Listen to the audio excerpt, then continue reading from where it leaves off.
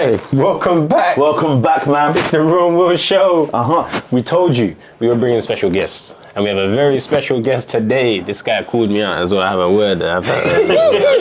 Pretty Boy Taylor. Anthony Pretty Boy Taylor's in the building. Everyone give a round of applause, yo. I finally got to meet this guy, man. Hey, I'm going to tell you guys right now. This man hurt my feelings like never before. He called me a cockroach.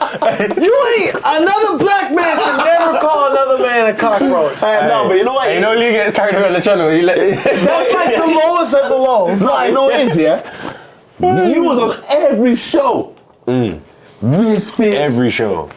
Was it Kingpin? Showstar. Yeah. In Dubai. Wicked and Mad.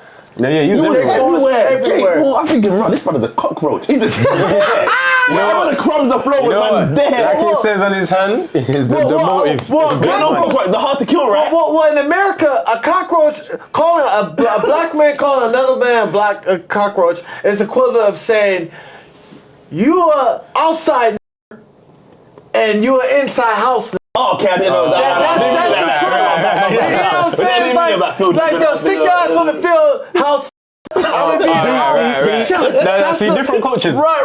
We don't know that. That sounds like, no, I didn't mean like that. Different cultures. But that's how us Americans look at another black person calling another black man a cockroach. No, you told me something. So it's like, no, you can't. I didn't mean it like that. We take that back. Because in culture, I'm light skinned, you dark skinned, considered I'm in the house. Right. I would be in the house and you be out in the field. Because in a sense, my dad is white. In a sense, that's why I'm light skinned. That's why they call them cockroaches. Like, oh, you black cockroach. That's why I said, oh no, he didn't. That's why I tweeted. I was like, no. That shit hurt. See, I didn't realize. That's deep. We didn't know, we didn't know. That's why a lot of cultures and stuff like that, but we can say light-skinned people are the greatest athletes of all time. Where? Boxing? Muhammad Ali, Joe Louis, Mike Tyson. Hold up. Can we keep going? Anthony Joshua. Anthony Joshua was light-skinned. Anthony Joshua was light-skinned. Sugar Ray Leonard. Sugar Ray Robinson. He said Mike Tyson. Look, you can't take Mike Tyson. Mike Tyson, my skin color. So you're gonna say that Sugar Ray Leonard. I meant to say Robinson. Okay. Robinson. You know what I'm saying? You know Ray. You got Yours. You got Davis now. You want to do say Tank? The Brown Bomber. Joe Louis. You got the Mongoose Archie Moore. No, he was not light skinned. You're trolling. Nah, you trolling. He done. Okay. Alright, listen, we'll get into that. Let's get into that. Listen. Floyd. No, alright. So, tell me. Let's get into it. How has, you know what? Before we get into the camp, present day, tell us your story, bro. How you got into fighting. Tell me how you got to where you are, because I think everyone hears you on Twitter, they have their opinion on you, right, just because of how you're promoting yourself, right, how you antagonize the community. But where did you come from though to get here? So where I came from, this all started from WWE. I give all my success, all my credit goes from WWE because everybody bites off the WWE, from the 80s promos, from the Hogans to the Ric Flair to Ravishing Rick Rude to the modern Attitude Era, Raw's War, to the Rock, Stone Cold, to Triple H, and John Cena. And before I get into detailing how I got into it, a lot of people should understand there's 5 things. You gotta build your brand. You're either the good guy or you're the bad guy. Yeah. There's not everybody can be the bad guy and the good guy. Jake Paul, the bad guy. KSI, the good guy. Once you build that brand, you need to put content out. Promos as the good guy and promo as the bad guy. And the third, he's dropping game right now. He's giving you game. Third, you gotta do interviews with everybody. Every interview, do it, because you never know who's going to be the next Ariel Hawani. When I interviewed Fred, look how big Fred is now. Fred Beck. Hey, one of the biggest guys. Leo's now. got his Fred on today. Oh, He got red red light Fred. red light Fred. I interviewed IFL TV when they first came out. Look how big they are. You know, the fourth Wait, one. the blue IFL. Yeah, man, Nah, bro, you trolling. Yeah, you trolling. You ain't Number four, getting good with the matchmakers. Add all the promoters on social medias, all the boxing influencers and professional He's dropping leagues. game right now. You add them, getting good with all the promoters, and number five, have fun. Yeah, that's true. And you add it all together. I got into MMA in 2013 as an amateur. Before I even got into it, I was living with my girlfriend in Stockton, California. I was going 24-hour fitness. I was actually a hooper. I played college basketball. What? Cool. Yeah, I'm a good ass basketball player. So a guy approached me and said, "Hey man, I noticed you go to 24-hour fitness. You look dedicated. You ever thought about doing MMA?" I'm like, "What the hell is MMA?" Like, so he's like, "Come on by to my gym, and I'll show you." So I did that for like 2 weeks. He was like, "You're actually good at it," which I was a natural at it. So I did a couple of amateur fights. So before that, you didn't do no martial arts? No martial arts, no nothing. Just Just watching WWE? Yeah, just watching WWE and a few kung fu basketball. films. Yeah, pretty much it. That's Yeah. it. Nothing, no background, no jiu-jitsu, no boxing. Okay. Me and my girlfriend broke up in 2014. I was homeless until 2016. So when you say homeless, I was sleeping on the streets. No Okay. job, no car. I was sleeping in the park. I was sleeping in the streets, sleeping in my partner's houses, couch to couch. Had Okay. nothing. this is in Stockton. This was in Stockton, then I moved back to Oakland. Nothing. I was a fucking Okay. loser. Nothing. I met Antonio off Facebook. McKee. Okay. And he said, "Hey man, if you're ever thinking about turning pro or MMA, you're more welcome to come to LA and live with me at my house with my son AJ. We got Bubba Jenkins, we got this, we got Rampage, we got Tyron Woodley." Nice. So I said, "Okay, cool." So I, out of nowhere, no money, Antonio sent me like $50 just to take the Greyhound, the bus, Yeah. from San Francisco all the way to LA. How long is that? That's like a 6-hour drive, bro. Damn.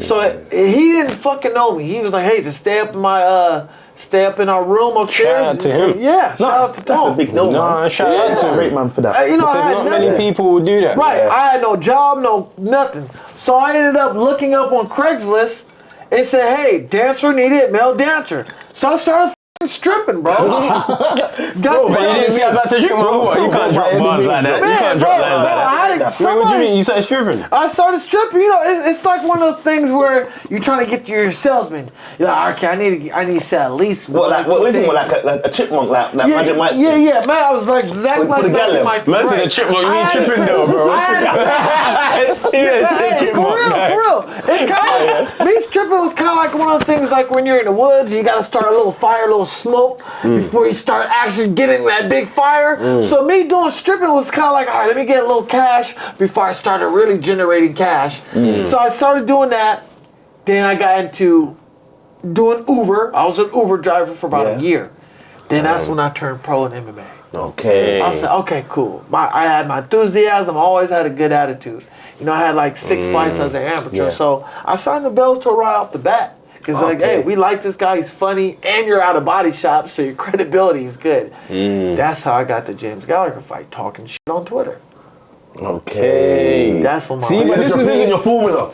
You got a formula. You have Yeah, a you got a formula. formula, You have yeah. a formula. I knew I'm going to be the bad guy. I'm only fight overseas. So that's when I fought James Gallagher overseas. I said, okay, Where was that fight? this was in Dublin, Ireland. Oh, that was in Three Dublin, Arena. okay. Now, in my amateur days, I was always this entertaining, always this. It's just no one really give a fuck about an amateur because you're an amateur. Yeah, It doesn't of course. count until Yeah, you're you pro. Right. So when I turned pro to Bellator, I did the same shit y'all see me doing here.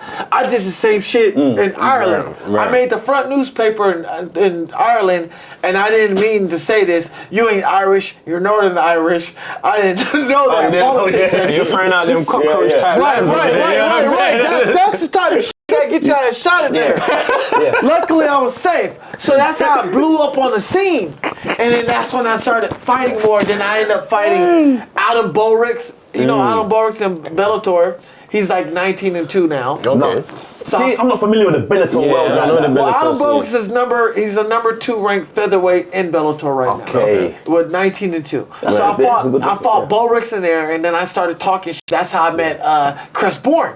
from Showstar. Yeah. Right. Okay. Me and Chris, we connected from the James Gallagher fight in 2016. And I'm gonna tell you this, guys, right now. I give a lot of my success to Chris Bourne. Because without him being friends with me and giving me opportunities to fight in Bama, I wouldn't be where I'm at because of that, man. Yeah, respect to him, man. Yeah, no, you gotta give people their flowers. Whoever helped you out and give it a helping hand. Yeah. Because no one does everything alone, innit? Right, because he... But what I want to say as well is that it's good because a lot of people might try, this guy was a stripper or whatnot. But sometimes it's better to do that than start selling bricks. Yeah, no, for picking real. up the strap and doing the work that way. So you know what I'm saying? Even a lot of when people might think, but you could go home at night with your cash and sleep. Right. I've never even held a gun before, Right. so I'm scared shit. It's an option, Right, though. it's an Right, it's an option. option. People take, Right, especially right. when they're down and low. Right, so in that time of that span of 2018 when Chris Bourne gave me the opportunity, he's like, hey, I want you, I'm 2-5. He's like, hey, I want you to come to Ireland. We got a guy, his name is D. Barry. I'm like, all right, cool, great. How much you gonna pay me? We're gonna pay you about $1,500. I'm like, all right, cool. I didn't know who the fuck Dean Barry was. I didn't know he was the next Conor McGregor or this next big prospect. I just went out there, did my good 3 weeks of training, beat him. Next you know it, shit's steaming up. I'm like, okay. Beat Mike Hells, I'm like, okay, I need to really start training now. I need to start taking my life seriously. Now I got a little 2-fight win streak. Okay, So you got the motivation. I'm You got 4-4. the pep in your step. I'm being entertaining. Yeah. I'm doing my shit in Bama with the Mike Hells in London at the York Hall. So you've been coming over to London for a while. Right. You know, I was coming up to London. So You still talking about you were cool and that. Right, Yeah, so people start like bringing me up, like, all right, cool. So I went to Combate, fought in Combate, damn. Then I went to San Francisco, won the title at 155. I'm like, okay, cool, I'm 6-5. Then I fight Chris Viddal and Bellator, I'm 7-5. Now I'm like, okay, shit. I got a 7-5 win streak. I'm hella entertaining. The Rock just retweeted my fucking people's elbow. Literally on the shit. The Rock retweeted my shit. Shout out to The Rock. Yeah, man. He retweeted my shit. I went viral. Bellator ended up getting me verified on Instagram. I ain't seen that. I'm gonna go watch that now. I ain't I see seen you guys it. cut. It's pretty dark. Like, holy shit. How it started, I manifested this moment in 2020, February 21. After Jake Paul and beat Gibb and KSI beat Logan, the next day I was like, man, I need to create some clout for myself. The next day I called out Jake Paul, Logan Paul. I said, I'm gonna fight you, motherfucker. Stop running and fight me and Baby Slice. On my Instagram, you'll see a picture of me and Jake Paul. Me and Baby Slice versus Jake Paul Logan. That was 2020. Okay, so that's where it began. Right. In 2021, I called out Jake Paul on Twitter with BJ Flores and the thing. I said, hey, Jake, stop fighting these motherfuckers and fight a real fighter, MMA fighter. Because remember, the whole 20 was canceled due to COVID. So we couldn't do shit. So we rode into 21 of April. And I said, stop fighting these MMA fighters and fight me. In April, BJ Flores calls me, messages me on Twitter, hey, if you want to fight Jake, come to Miami. I said, okay. Y'all gonna book my ticket? He's like, no, you called him out. Come. So I said, okay. I booked my fucking ticket. It's true. I booked my fucking ticket by myself, my hotel, flew my ass over there to fucking Miami by myself. He's Nobody. giving us the tea. You know when you get the tea? This is the tea. He's giving Nobody gave me, nobody said, yo, it might be dangerous. And I said, I don't give a f. Kill me. I said, I flew my ass out there in April. I gave Jake Paul that work. We don't talk about sparring because he's a homie. But just know.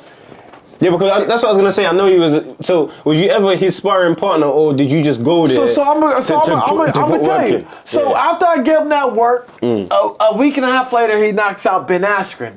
A month later, I'm like, okay, motherfucker. I call out fucking Tommy Fury in May 31st on my Twitter timeline. If you go there, you'll see I said, Tommy Fury, stop fighting these bums and fight me, pussy. So on May 31st, I called out Tommy Fury, bro. Okay. So that week I called out Tommy Fury. BJ Flores, I got the text message in my Twitter. I still have it because that's been part of my manifestation. Puerto Rico, sparring partner Jake, 4 to 5 months. We want you for the Tyron Woodley fight. We think you're perfect. Okay. I said, cool, let's do it. When do you want me to be out there? This Sunday. Did they pay for your flights? Did they pay They this time? took care of everything. That's good. Okay, all right. Moved Fair me enough, in. that's honorable. I met Jalen Love, everybody. Next, you know it, I'm in there. They like, yo, we was gonna whoop your ass. We was coming to whoop your ass. We was setting your ass up to whoop your ass and send you home the next day. So then, me being me, my personality, and hey guys, my positive energy, they was like, man, you know what? That motherfucker hella cool. Anthony, a cool motherfucker. Okay. So me coming up sparring, I'm showing up, I'm showing out, I'm sparring Jake 3 times a fucking week. So see when you was out in Puerto Rico, was you a part of the camp for like doing S&C with them alongside Jake? So the first 2 weeks I wasn't. Okay. But then as I started, Jake was bringing a lot of these fucking boxers. We're talking about real motherfucking boxers. Like people who, like, he wasn't sparring no chumps. Right. He was bringing in professional boxers who coming in, and BJ's and Jalen was like, yo, you try to beat his ass. These motherfuckers looking at Jake, overseeing him, and Jake piecing these motherfuckers up. I'm like, yo, bro, this motherfucker, Jake piecing these motherfuckers up. I'm like, yo, you glad this piece you up? Listen, You letting this piece you up, and you 21-0. Jesus. So that's the first 2 weeks being in there. Hey. I go in there and I'm giving them that work. I'm like, man, f that, man. I'm the MMA fighter. I got that mentality. I'm coming in to get it. I ain't trying to box you. This ain't a box. This is a fight. We fight every time we spar. So they kept letting me stay. We want you to stay. We want you to stay. That's So he said you gotta earn your stay. right. So then that's when Jake started liking me. Okay. Hey, Aunt, come over and have dinner with us. Okay. Start hanging out with us Yeah. now. Start doing the boxing bullies. You're part of the family now. Here, meet my mom. No, good for you, man. You know, it's good. Yeah. no, because you work to get everywhere you got to. You work for it. No and I one's manifested no because one's I giving said, you nothing. I said in 2020, Jake Paul, I'm gonna fight you. And a year later, I'm fucking fighting him 2 to 3 times a week sparring. Yeah. And that time, I became close with him and his family, meeting his dad, meeting Jake and his mom and his girlfriend, everything. I started becoming part of the culture because they're like, well, Anthony's a reliable dude, he's a good spar partner, and he can fight. That's when they told me, hey, I want to give you the opportunity to fight. I was like, who?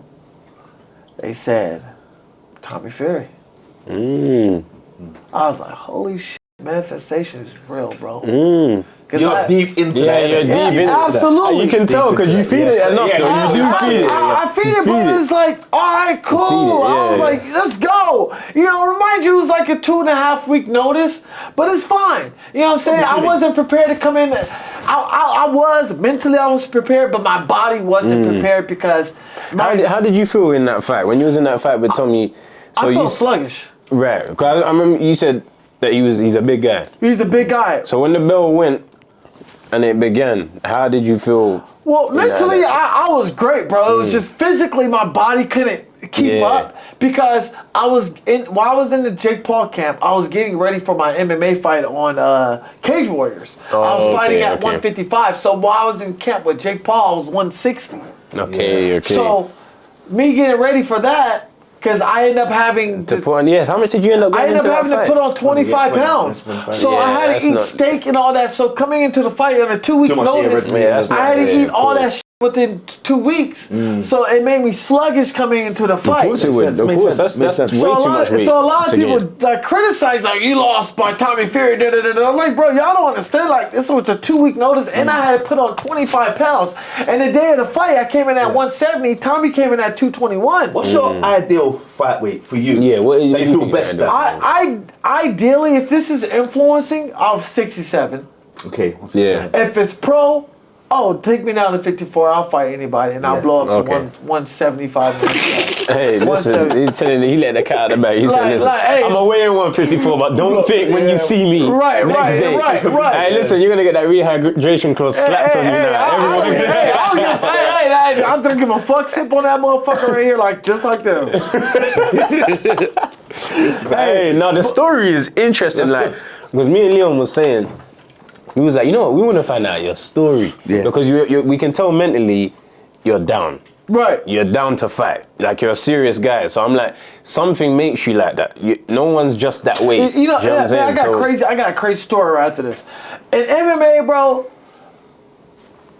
it humbled me so much because it took away my pride. You can't have pride in this sport. You have pride, you're gonna get your ass killed and beat up, and you're gonna wonder why you ain't no fucking man. I got my ass beat every single day from AJ McKee, Baby Slice, Joey Davis, Antonio McKee, Bubba Jenkins, all these guys, and it made me who I am mentally. Okay. It made me to go in there like, well, these motherfuckers beat my ass, and I know for a fact you ain't training with killers like I'm training at. Right. Yeah, that's true. Yeah. You know what I'm saying? So does make a difference. I know none of y'all ain't beat my ass like AJ beat my ass, so we finna come get it. You know, I never really talked about this because, you know, I went through some shit up in Colombia. Because I didn't want to say if it was going to get canceled. If I would have brought this up on social media, it probably would have got canceled. Okay. So, It was in Colombia a lot longer, isn't it? Right. So you sure you good? No, we already signed contract signing. Cool. I can talk about it now. Right, Fuck right, it. okay. December. I went to Colombia December 2nd.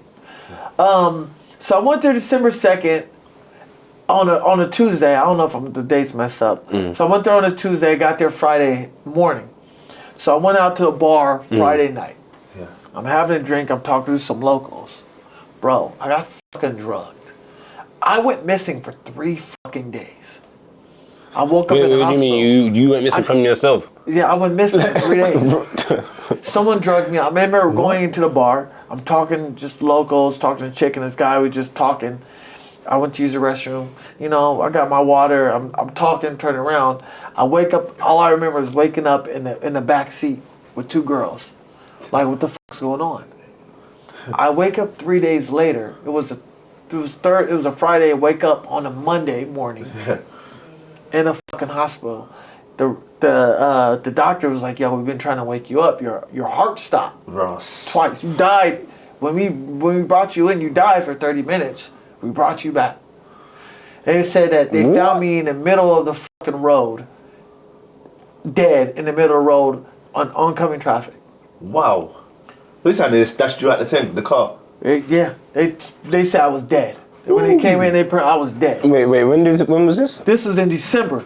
So you're fighting and you're fighting on Saturday, yeah? So your man died twice and said last month, and then this month said that. Yeah, I'm so that's fighting. why I say that, because these motherfuckers with it. You know what I'm saying? Yeah, I told you he's active. So, and just to let y'all know, I'm gonna show y'all some shit. So y'all can. Hey, What? I meant said I died twice last month. So and I'm luckily scrapping I this had month. my actual phone we getting and my pictures? wallet. It's fighting next month as well. Actually, I actually have my actual phone, this phone, and my wallet inside my safe in the thing. Oh, what? So you left your hotel without your phone and I wallet? had a burner phone. Oh, okay. Luckily, Right. someone said buy a burner phone just in case something happens. I'm about to show you guys. So this is me in the hospital. This is me in the hospital. Looking like a Tutankhamun, boy. Bro, they- coffin, boy. Boy, I was fucked up. And this is let me see. And this is this is them. Anthony, mírame. Goodbye, me voy. Goodbye. You And can see you got the fuck- shirt on and everything. You still got bro, From time I still see a shirt on. That means that you took got my hung out. shoes. These motherfuckers. They took your shoes. They took one of my shoes, the Boost, the Nike Boost, the Adidas Boost, you know, motherfuckers. Man said Nike Boots, you better chill with that. The Adidas Boost, remember them motherfuckers was hell expensive. I had nothing in there besides my ID. These motherfuckers left my wallet with my ID. They weren't rating Dragon Ball Z. No, they didn't. I don't know why they didn't take my ID. I'm like, y'all motherfuckers could have just took my ID and left my shoe. Yeah. Because it cost more money. You But said you want the boost over Right. the The ID. day I got out the hospital,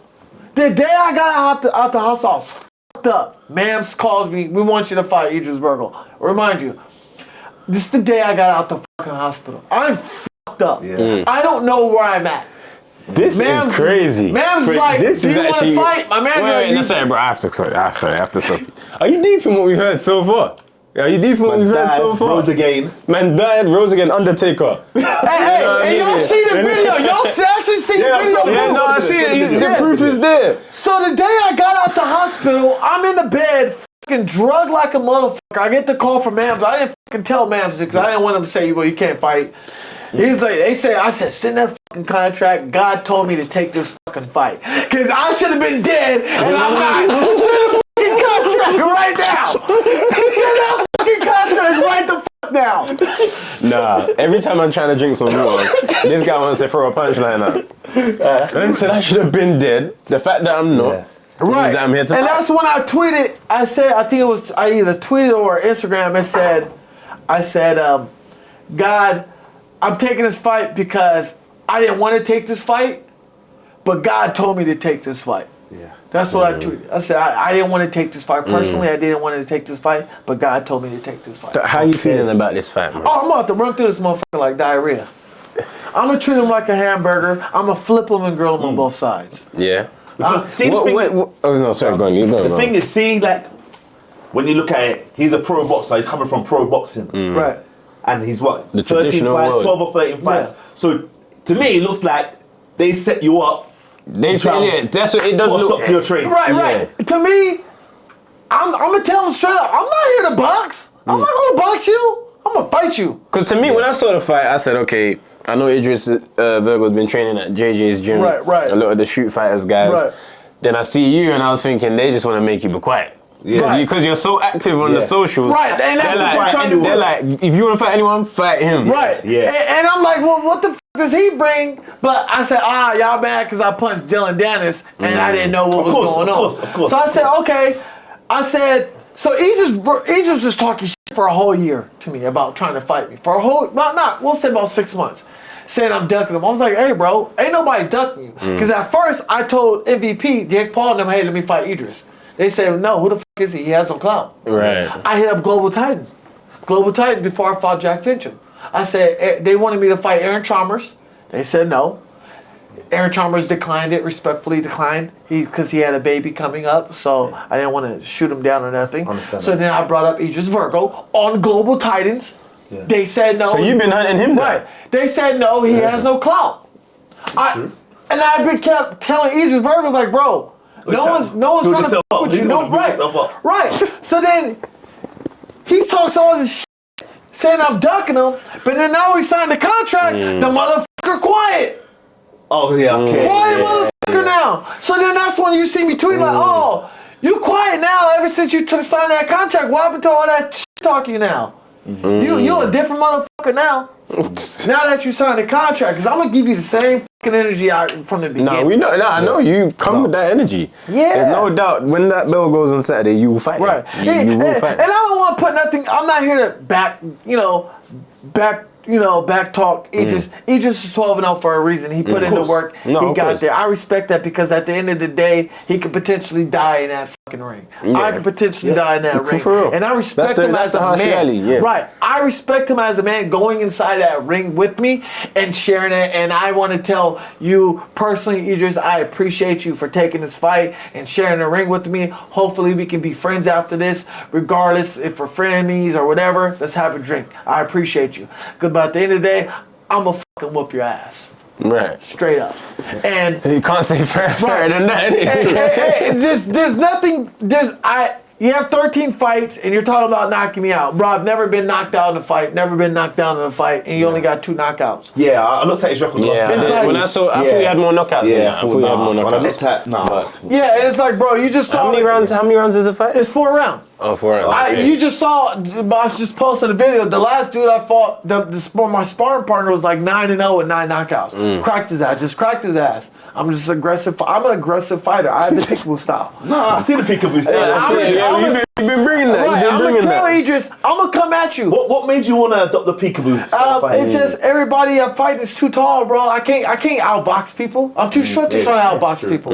Everybody's gonna be at least 6 feet 6'1". I can't. I'm not no Javante Davis. I haven't been doing this when I was 8 years old. Doing it. You know what I'm saying? I'm just now. I've been boxing for 1 year. Yeah. 1 whole year I've been You've had a boxing. lot of fights, man. You've had a lot of fights. Right. You've been So busy. it's like, okay, I need something where I can incorporate my MMA and get in close. Okay, peekaboo. I can get in close on your ass. My arms are short, so I'm doing that. That's all full power right there. So that I adapt that and it became more comfortable for me, more familiar. So now I'm able to tell motherfuckers, I'm gonna come in on your ass and I'm gonna smother you and beat your ass. And I'm gonna tell you my game plan. You know what works for you. Power. Yeah. Right. Generate power. Yeah. And I tell people like, yo, y'all realize I've only been doing this shit for 1 fucking year and I'm only getting better. No, good. Yeah. And people are like, well, you're shit the KSI will knock you. I'm like, well, look, man, you got your opinion, but I'll fight a tournament if y'all need me to do this shit. Let's go. Does he say, pay me? Pay me or pay me no, never mind.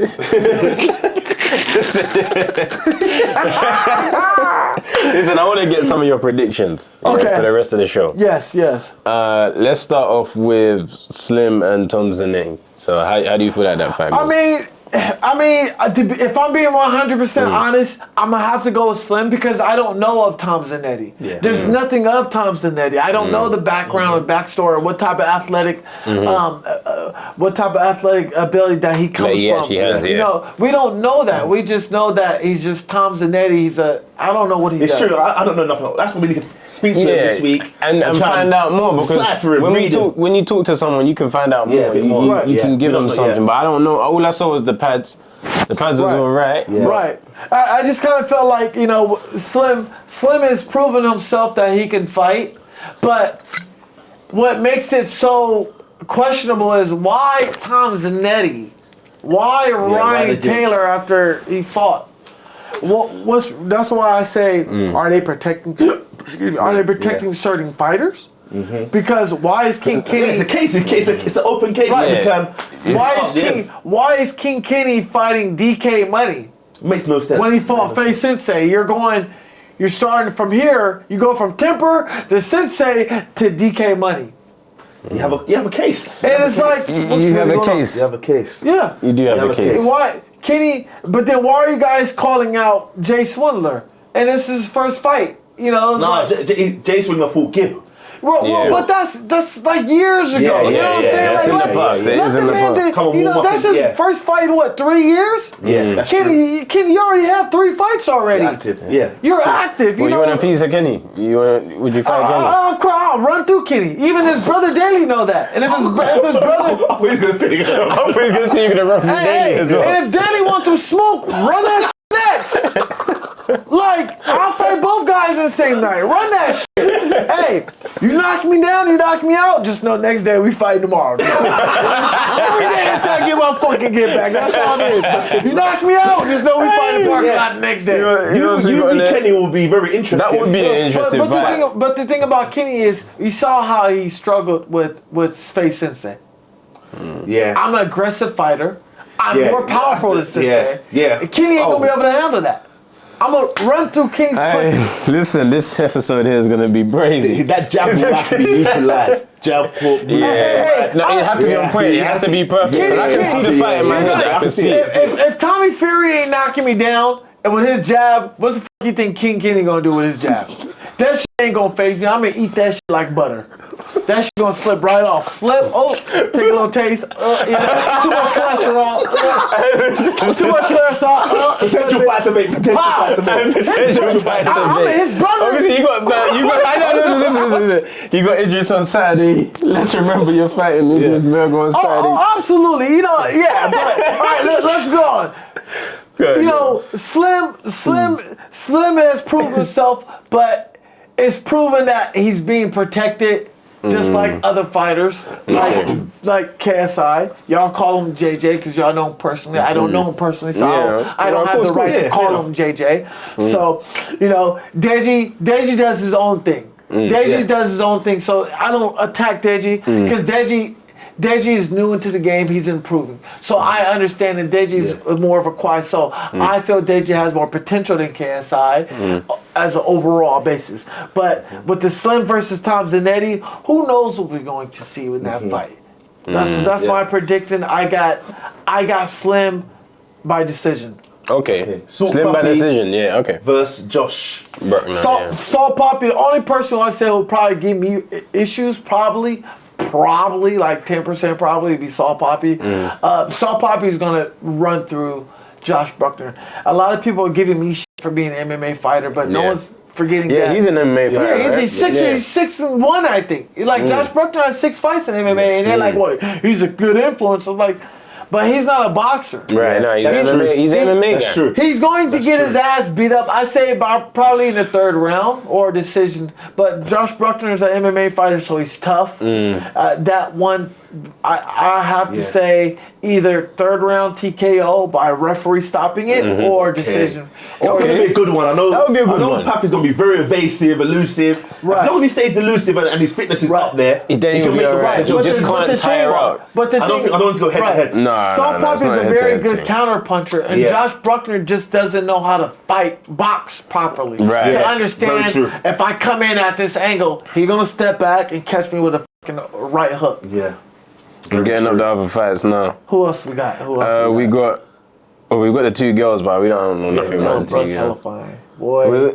That's the Man City one. The Man City one. That one's tough. lingerie. That one's tough. I'm gonna have to go with Ella Brooke. I checked out her. Yeah. I checked out her What, 'cause of her looks? Instagram. 'Cause of her looks. No, I actually seen her hit pads. Okay. I actually seen her hit I pads. haven't seen the her. other girl Have you seen the hit other girl hit pads? I haven't seen her.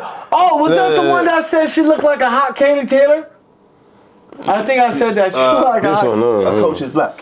Oh, that's the one that said I look like a hot Katie Taylor. Cause she looked like Katie Taylor from that angle. It's had a young She ponytail. got little sharp hands. What did you see Brooks pads? I ain't seen Brooks pads. So. You seen them? Go look at her pads.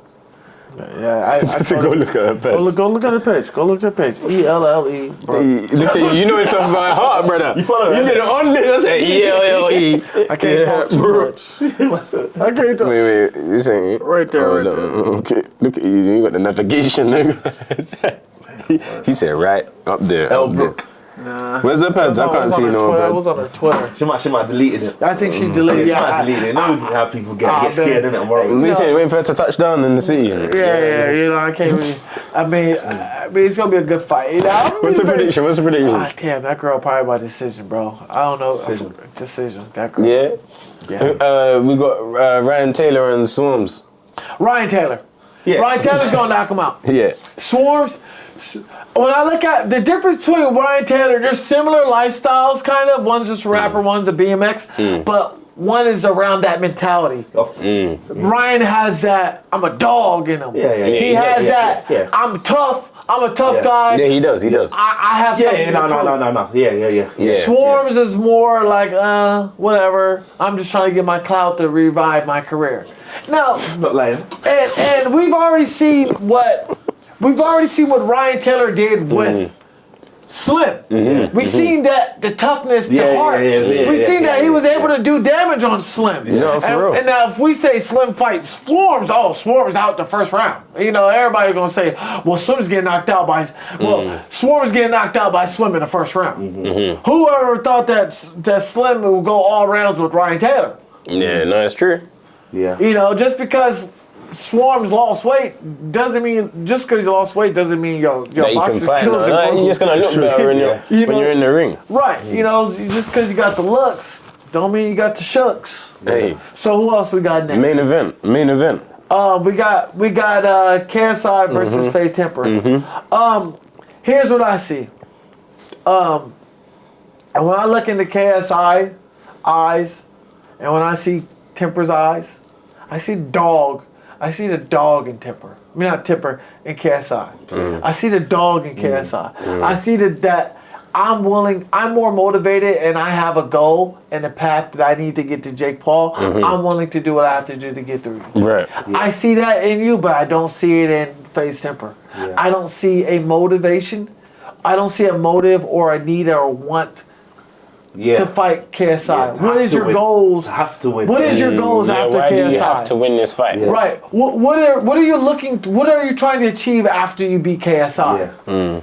It's like, bro, you just went from level 1 to I just got the cheat code to the boss level. You're like, hey, it's like Super Mario. You go from level 1 to boss level to Bowser. You know the GTA L1, R1 triangle up, circle how- up. You just literally just skipped all the side Yeah. quests Yeah. to go to This the is fucking main a side chapter. quest. I'm dead. Like you didn't see no growth. You just damn, knocked bro. out overflowing and you got the position. Yeah. I mean, look, man. And then that tells you why are you putting in there overflow? You know what? Before you get yourself in trouble, yeah, we're gonna wrap up this episode. Yeah, but I want you to leave a message with the people. Okay. What is something that you want to share with everyone that they should take with them mentality-wise, anything, something that you live by. Man, I live by a code of having fun. Y'all need to have fun. This is a sport. Sport's supposed to be fun, not a 9-to-5 job. Manifest your goals. Manifest your dreams. Put forth to it, man. It's okay to have goals, but you have to break those goals down into mini goals and achieve those mini goals, which will lead into bigger goals. You don't need to do everything all in one day. Take it one day at a time. Figure out what you want to do and be great at it. You're going to fail 100 times, but you're going to keep getting back up. It's easy to quit, but hard to succeed, because at the end of pain is success. And y'all got to really focus on that. Have fun, love yourself, and believe. Hey, not for real. Yeah, nah, TDJ said that. TDJ.